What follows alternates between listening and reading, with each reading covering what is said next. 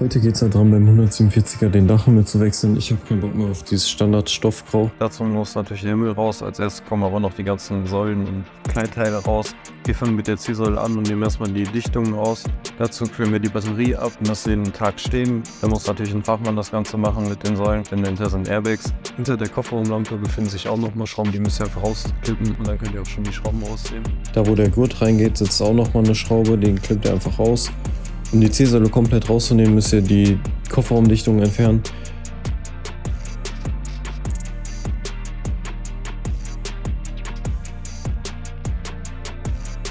Bei den C-Säulen sind bei mir so Clips hinter, die sind bei mir alle abgebrochen, also habe ich mir direkt neue C-Säulen bestellt. Dann klippt ihr die einfach raus.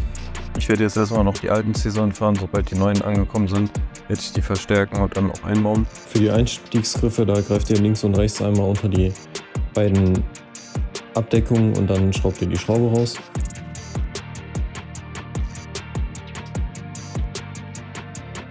Für die Sonnenblinden gibt es auf beiden Seiten einen Clip, wo eine Schraube hinter sitzt. Macht die Sonnenblinden einfach runter, dann könnt ihr den Clip da hoch machen und dahinter die Schrauben rausschrauben.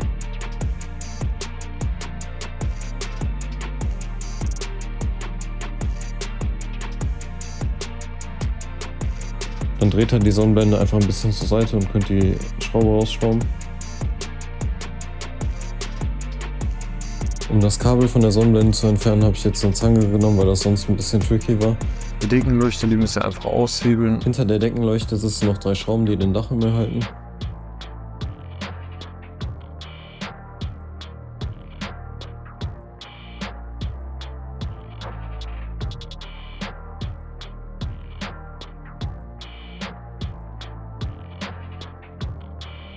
Bei der A-Säule müsst ihr aufpassen, dass ihr die nicht zu sehr rausklippt.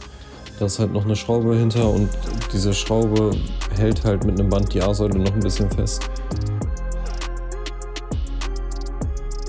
Dann zieht ihr einfach die A-Säule entlang der Säule raus. Um die B-Säule zu lösen, muss der Gurthalter entfernt werden.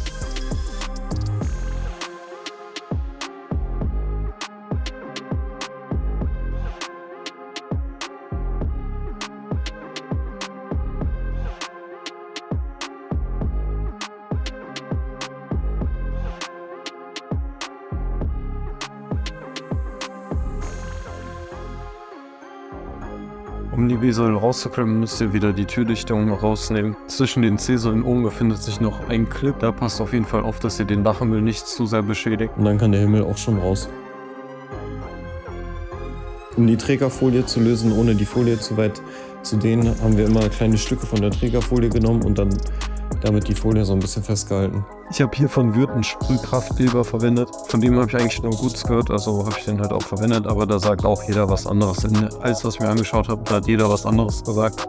Von daher. Um die Folie aufzutragen, würde ich das mindestens mit 3 Leuten machen. Dann einfach in der Mitte runterdrücken. Dann von der Mitte nach außen alles schön feststreichen. Vor allen Dingen müsst ihr auch bei den ganzen Mulden aufpassen, dass die Folie da richtig schön drin sitzt und sich nicht nachher löst. Eigentlich so alle, die ich gesehen habe, die haben den Originalkleber entfernt vom Dachhimmel. Das habe ich jetzt in meinem Fall nicht gemacht. Vorteil ist, der Dachhimmel ist dadurch viel weicher und nicht so hart. Der Nachteil ist aber, es klebt aber auch deutlich schlechter. Mir ist jetzt schon ein bisschen drauf. Ich habe ein bisschen Angst vorm Sommer. Wenn das nicht hält, dann muss halt wieder der ganze Dachhimmel raus. Dann wird der Kleber abgemacht und dann nochmal neu foliert. Schaut auf jeden Fall, dass ihr die Folie gut umlegt, dass wenn ihr den Dachhimmel einbaut und ihr kommt da mal in der Ecke irgendwo gegen, dass die Folie sich nicht gleich wieder löst und so habt ihr noch ein bisschen mehr Halt für die Folie. Bevor ihr den Dachhimmel wieder einbaut, legt den ruhig für 24 Stunden bei Zimmertemperatur irgendwo hin.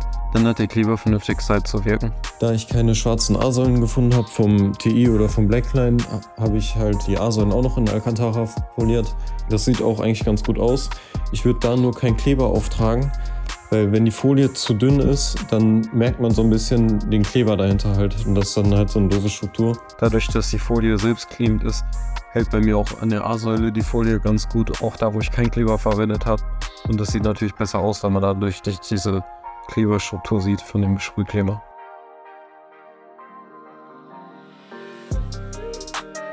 Dann habe ich noch vom TI schwarze Griffe und Lichter eingebaut.